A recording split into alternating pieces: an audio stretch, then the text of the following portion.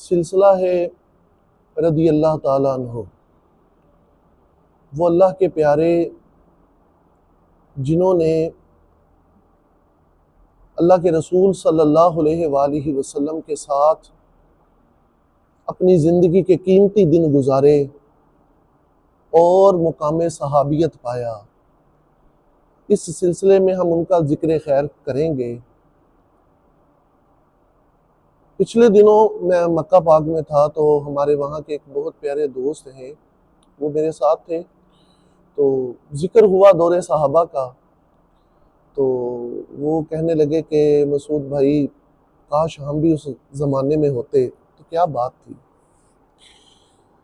ہم بھی مقام صحابیت پاتے، ہم بھی صحابہ میں سے ہو جاتے تو کیا بات تھی۔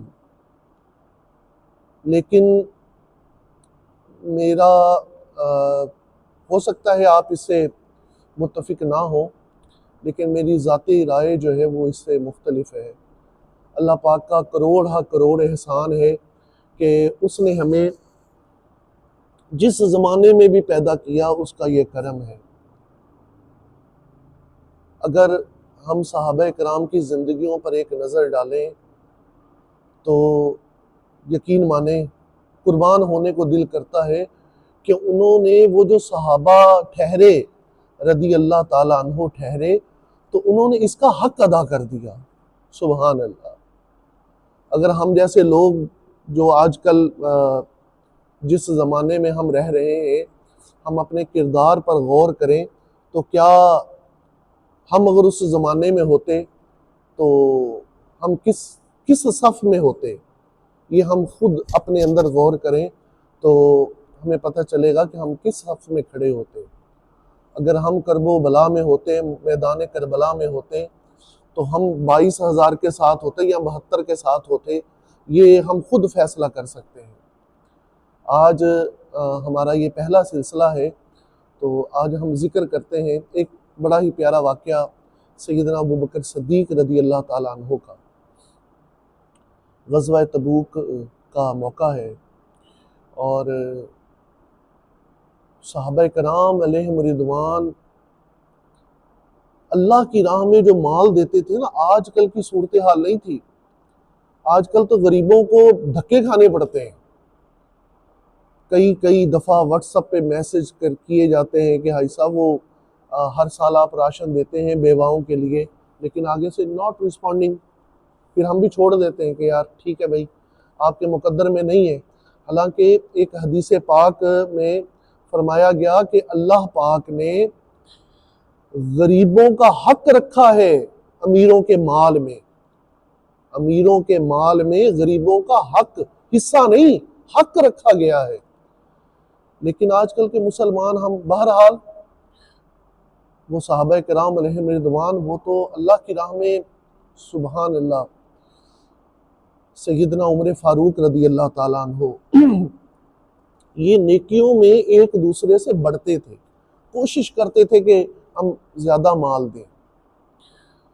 سیدنا عمر فاروق رضی اللہ تعالیٰ عنہ نے سوچا کہ آج میں ابو بکر صدیق سے زیادہ مال اللہ کی راہ میں دوں گا۔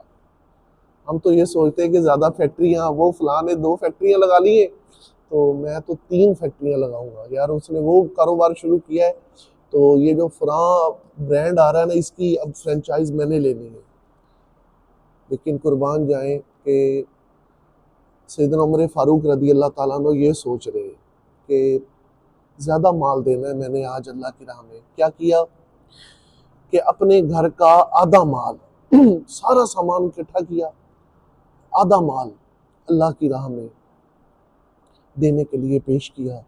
مسجد نبوی شریف کے صحن میں ڈھیر لگے ہوئے ہیں اموال کے، راہ خدا کے مال کے ڈھیر لگے ہوئے ہیں، اور حضرت عمر فاروق رضی اللہ تعالیٰ عنہ سوچ رہے ہیں کہ آج میں نے ابو بکر سے زیادہ مال دینا ہے۔ اور قربان جائیے سیدنا صدیق اکبر رضی اللہ تعالیٰ عنہ اسلام کے پہلے خلیفہ، قربان جائیے آپ نے کیا کیا، آپ نے اپنے گھر کا سارا مال، اور کتنا مشہور واقعہ ہے کہ دیوار پر مطلب وہ دیکھ رہے ہیں کہ کوئی سوئی بھی گھر میں نہ رہ جائے، سوئی بھی گھر میں نہ رہ جائے۔ اللہ اپنا لباس، اپنا سارا مال سب اللہ کی راہ میں پیش کرتی ہے، اور خود ایک ٹاٹ کا لباس اور اس کو کانٹے